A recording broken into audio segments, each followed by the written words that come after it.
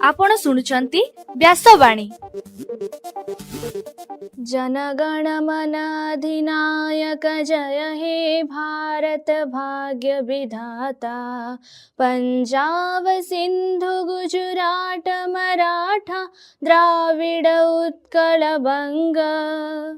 विंध्य हिमाचल यमुना गंगा उच्छल जलधि तरंग। तब शुभ नामे जागे तब शुभ आशीष मागे।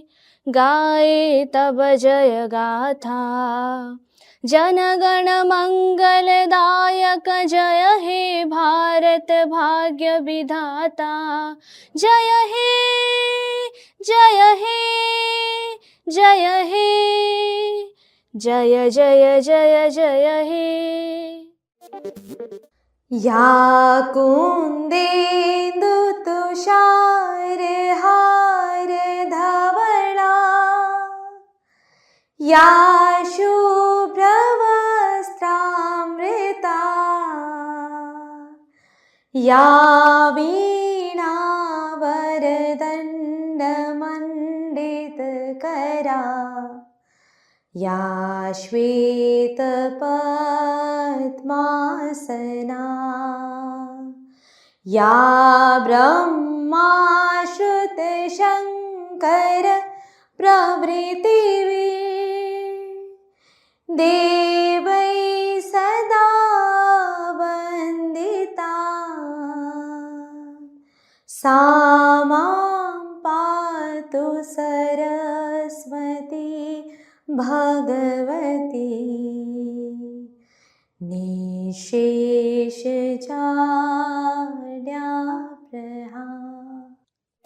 नमस्कार व्यासवाणी खबर सहित मु ऋषिता।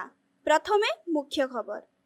राज्य रे विस्थापित मानू जमी जोगाई दिया नहीं सरकार प्रतिश्रुति देले। बन्या द्वारा क्षतिग्रस्त 5टी जिलार जिलापालक निकटक क्षतिपूरण अर्थराशि पठागला। राज्य महिला आयोगर अध्यक्षा भावे दायित्व ग्रहण कले शोभना महांती। आसंता सेप्टेम्बर 1 तारिख नुआ दिल्ली और वाशिंगटन मध्य एयर इंडिया विमान चलाचल बंद हेब। आज अंतर्जातीय युव दिवस पालन करा जाउछि।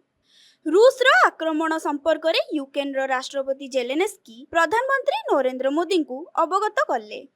नुआ दिल्ली रो एक स्वतंत्र उत्सव में महिला दिनिकिया विश्वकप ट्रॉफी उन्मोचित एवं आसंता 17 तारिख पर्यंत राज्यर विभिन्न अंचल में वर्षा हेबा नै पाणीपाग विभागर आकलन। एबे संपूर्ण खबर। राज्य में विस्थापन समस्या भोगुथिबा तथा विपर्यय द्वारा क्षतिग्रस्त होइथिबा लोकंकु खूब शीघ्र थइथान कराजिबो। एमानंकु सरकारंक पक्षरु जमी जोगाई दिया जिवो बोली राजस्व और विपर्यय परिचालना मंत्री सुरेश पुजारी कहिसंती। से कहिसंती जे 2025 रे नुआ थइथान नीति आनिबाकू सरकारी स्तर रे प्रक्रिया आरंभ होईछि। ए दिगरे राज्य सरकार विचार विमर्श चलाइछंती बोली मंत्री श्रीजुक्त पुजारी सूचना देइछंती। एही प्रस्तावित नीति अनुसार क्षतिग्रस्त चाहिए क्षतिपूरण बदल रे प्रकल्प रे अंशीदार रही पारिबे एवं जमी हराउथुबा लोकंकु विकल्प सुजोग दिया जिवो। जेउ माने प्राकृतिक विपर्यय कारणरू जमी हरा होइथिबे सेमानकु जमी जोगाई देबाकू मध्य सरकार चिंता करुथुबा मंत्री श्री पुजारी कहिसंती। गत मासरे लघुचाप वर्षा जोगु सुवर्णरेखा बैतरणीरू आसीथिबा बन्या केन्दुझर जाजपुर बालेश्वर मयूरभंज और भद्रक जिल्लार क्षयक्षति घटिथिला। एही बन्यार क्षयक्षति नहीं संपृक्त जिल्लार जिलापाल माने रिपोर्ट देइछंती। एहा परे राजस्व विभागरू क्षयक्षति बाबदकू 5टी जिल्लाकू 7 कोटी टंकार राशि सहायता प्रदान करा जायछि। जिल्लापाल माने क्षतिग्रस्त लोकंक बैंक अकाउंट जांच करी सीधा सड़क अर्थ पठा जायछि। सेही परे फसल नष्ट पानी विशोधन घर नष्ट लुगा बासन और मत्स्यजीवी मानकू उद्धार कार्य क्षतिभरण खर्च भी जिलापालंकु दिया जायछि बोली राजस्व मंत्री सुरेश पुजारी कहिसंती। राज्यर नूतन महिला कमिशन अध्यक्षा भावे गतकाली शोभना महांती दायित्व ग्रहण करिसंती। आसंता 3 वर्ष पर्यंत श्रीमती महांती एही पदवीरे कार्य करिवे। तांको सह आयोगर अन्य सदस्य माने मध्य गतकाली दायित्व ग्रहण करिसंती। दायित्व ग्रहण करिबा परे श्रीमती महांती कहिसंती जे महिला आयोगक पाखकु न्याय पाई आसुथुबा कोनोसी महिला निराश हेबे ना। महिला आयोग बिना चापरे काम करिवो एवं आईन अनुसारे दोषी दंड पाइबो बोली अध्यक्षा श्रीमती महांती दृढ़तार सह कहिसंती। एठारे सूचना योग्य नवनियुक्त महिला कमिशनर अध्यक्षा शोभना महांतीको घर बालेश्वर जिल्लार रूपसा अंचल रे। जणे समाजसेवी भावे से अनेक कार्य करी अभिज्ञता हासिल कर। आसंता सेप्टेम्बर 1 तारिखरु दिल्ली और वाशिंगटन मध्यरे विमान चलाचल बंद रहिबो। ए संक्रांतरे टाटा ग्रुप द्वारा परिचालित एयर इंडिया कर्तृपक्ष निष्पत्ति नेइछंती। आवश्यक संख्यक विमान अभाव एवं परिचालनागत समस्या कारणरू एभली निष्पत्ति नियाजिबा कंपनी पक्षरु स्पष्ट करा जायछि। एथिरे कुहा जायछि जे कंपनी पक्षरु एबे 26 टी विमान मरामती चालिछि। आसंता वर्ष एही मरामती कार्य शेष हेबो। अन्य पक्षरे पाकिस्तान आकाशपथ बंद थिबारु विमान गुड़िक अन्य रास्तारे चलाचल करुछि। एथिपाई अधिक समय लागुछि। जेउ यात्री माने सेप्टेम्बर परे वाशिंगटन जिबाकू टिकेट करिसंती सेमानंकु अन्य विमान रे जिबार व्यवस्था करा जिवो, नचेत सेमानंकु टंका फेरस्त दिया जिवो बोली एयर इंडिया पक्षरु सूचना दिया जायछि।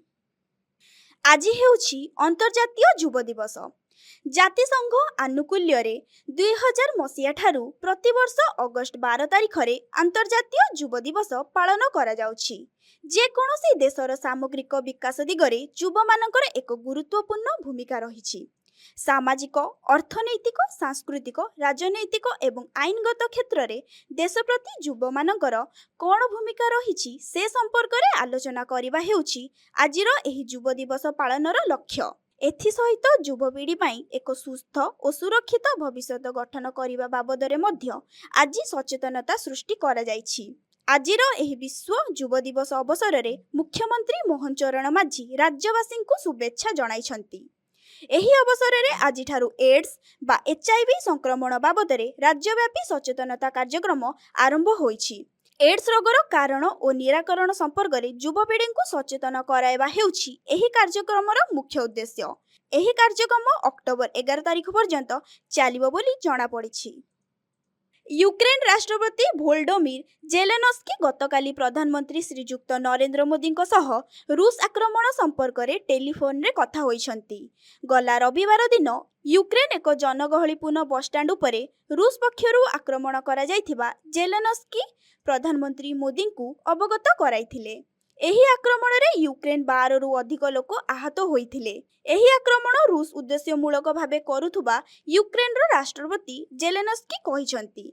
एठारे सूचना योग्य आगामी सेप्टेम्बर रे हेबाकु थिबा जातिसंघ साधारण परिषद बैठक रे उभय जेलेनस्की एवं नरेंद्र मोदी परस्पर को भेटिबे बोली जणा पड़िछि।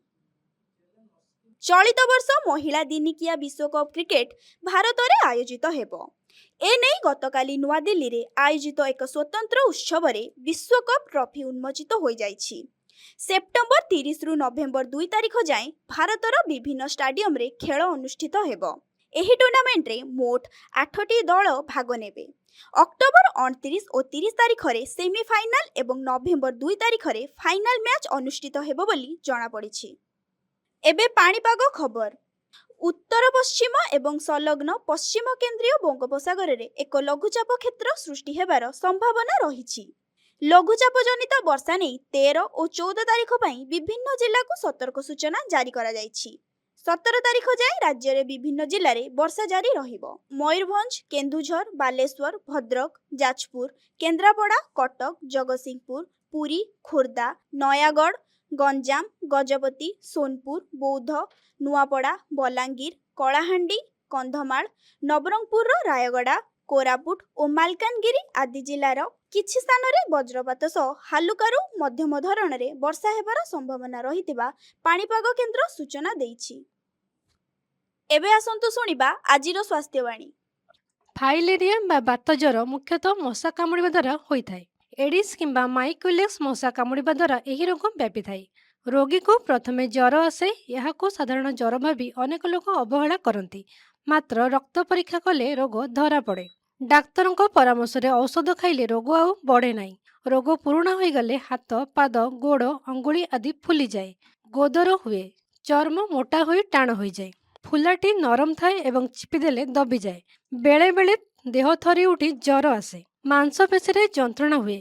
ପ୍ରଥମ ଅବସ୍ଥାରେ ଉପଯୁକ୍ତ ଯତ୍ନ ନ ନେଲେ ଫୁଲା କମେ ନାହିଁ, ଅଙ୍ଗଟି ବିକଳାଙ୍ଗ ହୋଇଯିବାର ଆଶଙ୍କା ବଢ଼େ। ଏଥିପାଇଁ ଯେଭଳି ମଶା ନ କାମୁଡ଼ନ୍ତି ସେଥିପ୍ରତି ଯତ୍ନବାନ ହୁଅନ୍ତୁ। ଘର ଆଖପାଖରେ ଅଳିଆ ଆବର୍ଜନା କିମ୍ବା ପାଣି ଜମିବାକୁ ଦିଅନ୍ତୁ ନାହିଁ। ସବୁବେଳେ ମଶାରୀ ଟାଙ୍ଗି ଶୁଅନ୍ତୁ। ଯେକୌଣସି ଜ୍ୱର ହେଲେ ଡାକ୍ତରଙ୍କୁ ପରାମର୍ଶ କରି ରକ୍ତ ପରୀକ୍ଷା କରାନ୍ତୁ। ବାତ ଜ୍ୱର ହୋଇଥିବା ଜଣାପଡ଼ିଲେ ଔଷଧର ସମ୍ପୂର୍ଣ୍ଣ ମାତ୍ରା ଖାଆନ୍ତୁ।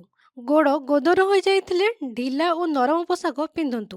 ଗୋଦର ଅଙ୍ଗରେ ଯେଭଳି କୌଣସି ଆଘାତ ଲାଗି କ୍ଷତ ସୃଷ୍ଟି ନ ହୁଏ ସେଥିପ୍ରତି ଧ୍ୟାନ ଦିଅନ୍ତୁ। ମନେ ରଖନ୍ତୁ, ବାତ ଜ୍ୱର ବଂଶାନୁଗତ ରୋଗ ନୁହେଁ। ସଚେତନ ହେଲେ ଏହି ରୋଗରେ ପୀଡ଼ିତ ହେବାର ଆଶଙ୍କା ରହେ ନାହିଁ। ଆଜିର ଖବରକୁ ଏଇଠି ରଖୁଛୁ। ନମସ୍କାର।